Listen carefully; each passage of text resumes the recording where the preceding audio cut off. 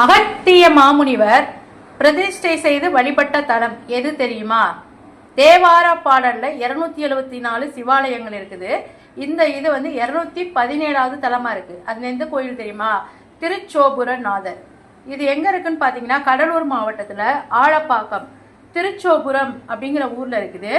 இந்த தலத்துல இருக்கக்கூடிய இறைவன் மங்களபுரீஸ்வரர் சோபுரநாதர் அப்படின்னு சொல்றாங்க.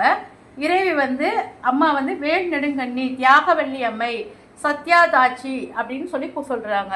கைலாய மலையில சிவபெருமானுக்கும் பார்வதி தேவிக்கும் திருமணம் நடக்குது. இதை பார்க்கறதுக்காக 30 முக்கோடி தேவர்களும் முனிவர்களும் கைலாயத்துக்கு வராங்க. பூமியினுடைய வடக்கு பகுதி ரொம்ப டவுன் ஏரோ தாழ்ந்து போயிடுச்சு. தென் பகுதி ரொம்ப ஹைட் ஆயிடுச்சு. இதை உலகத்தினுடைய சமநிலை இழந்ததுனால உலக உயிர்கள் எல்லாமே ரொம்ப கஷ்டப்பட்டிருக்காங்க. அப்போ பூமியை பேலன்ஸ் பண்ணணும்னு நினைச்ச சிவபெருமானு அகத்திய முனிவரை தென் திசை நோக்கி நீங்க போங்க அப்படின்னு சொல்றாரு. அகத்திய முனிவரும் தென் திசை நோக்கி போறாரு. போற வழியில எல்லாம் சிவலிங்கத்தை பிரதிஷ்டை பண்ணி வழிபட்டுட்டு போறாரு. வங்க கடற்கரை வந்ததும் அகத்தியருக்கு வயிற்று வலி வந்துருச்சு. இதனால ரொம்ப கஷ்டப்பட்டுட்டு இருந்த அகத்தியர் தன்னுடைய வலி தீரணும்னு சொல்லி சிவபெருமானை வேண்டி கடல் மணல்ல லிங்கத்தை வைக்கிறாரு.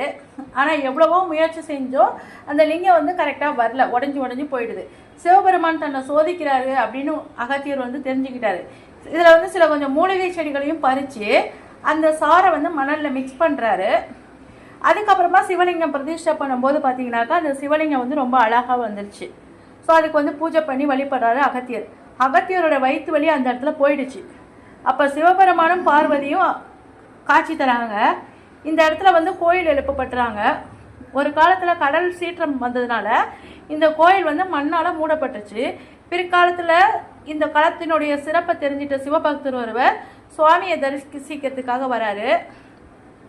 அந்த இடத்துல பார்த்தா கோயில் இல்லை. அப்ப மணல்ல ஒரு இடத்துல ஒரு கோபுரத்தோட நுனி மட்டும் தென்பட்டிருக்குது.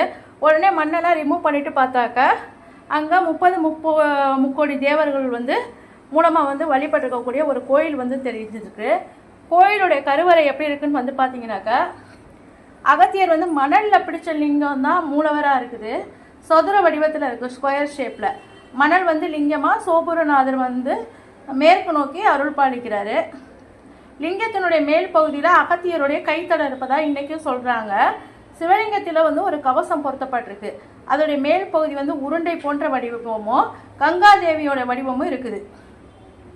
அகத்தியருக்கு காட்சி கொடுத்த சிவனும் பார்வதியும் அவங்க உருவாக்கிய அந்த சிவலிங்கத்திலேயே ஐக்கியமாயிட்டாங்க அப்படின்னு சொல்லி நம்புறாங்க. இப்போ இதன் காரணமாக சிவலிங்கத்துக்கு மஞ்சள் குங்குமம் போட்டு வழிபாடு செய்யறாங்க. இதனாலதான் இங்க மங்களபுரீஸ்வரர் அப்படின்னு சொல்லி பேர் வந்திருக்குது. இந்த கோயில் முதல்ல சிவனுக்கு மட்டும்தான் சன்னதி இருந்திருக்குது. அப்புறமா தான் தாயாருக்கு சன்னதி அமைச்சிருக்காங்க. சத்யாதாட்சி தெற்கு நோக்கி இருக்காங்க. சுவாமியும் அம்பாலையும் ஒரே இடத்துல நின்று தரிசிக்கணும்னா நம்ம சன்னதியின் உள்ள போயிட்டு அமைக்கப்பட்டிருக்கிறது ஒரு சிறப்பு. கருவறை பின்புறத்துல லிங்கோத்பவர் காட்சி தர்றாரு. மகாவிஷ்ணு பிரம்மா இவங்க 2 பேரும் லிங்கோத்பவரை வணங்கின நிலையில இருக்காங்க. பிரகாரத்துல சுப்பிரமணியர், கஜலட்சுமி, வீரடேசலிங்கம், கண்ணப்ப நாயனார் இவங்கெல்லாம் இருக்காங்க. இந்த கோயிலுக்கு திருப்பணி செய்த திரிபுவன சக்கரவர்த்தி அவருடைய மனைவி திருமேனிகளும் இருக்குது. இவங்க 3 பேரும் வழிபட்ட சிவலிங்கம் இங்க காணப்படுது. பைரவ சூரிய பகவானுடைய சன்னதி இருக்குது. தல விருட்சமும் இருக்குது.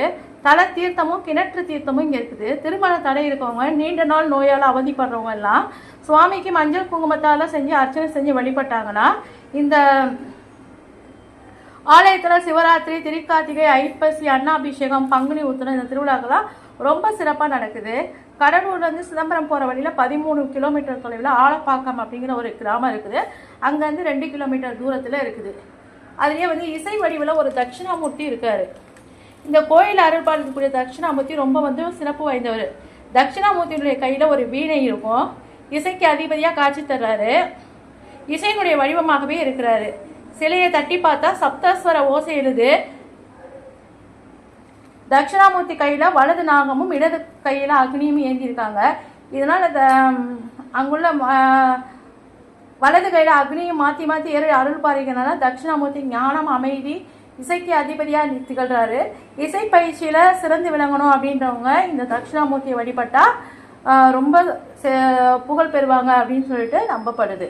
உங்களுக்கு இந்த கதை பிடிச்சிருந்ததுன்னா இந்த சிவனுடைய அருள் உங்களுக்கு கிடைக்கும்னு சொல்லி நம்பிக்கை இருந்ததுன்னா இந்த வீடியோவை ஷேர் பண்ணிவிட்டு நம்ம சேனலை சப்ஸ்கிரைப் பண்ணிக்கோங்க.